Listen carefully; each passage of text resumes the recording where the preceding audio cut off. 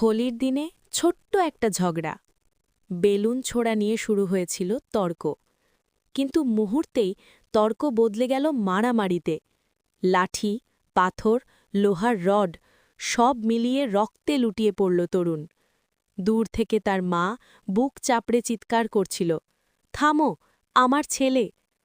হাসপাতালে নিয়ে যাওয়া হলো তাকে। ডাক্তাররা প্রাণপণ চেষ্টা করলেন, কিন্তু হঠাৎই শোনা গেল সেই ভয়ঙ্কর কথা, পালস নেই। বাইরে বসে কাঁদছে ছোট বোন রিয়া। দাদা, তুই তো বলেছিলি হোলিতে রং মাখাবি, এবার কে মাখাবে? বাবা রামকিশোর ছেলের ছবি বুকে চেপে ধরে কাঁদছেন।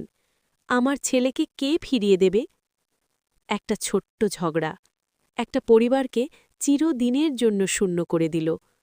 হোলির রং মুছে গেছে, কিন্তু এই পরিবারের কান্না কখনো থামবে না, কারণ এই কান্না চিরকালের।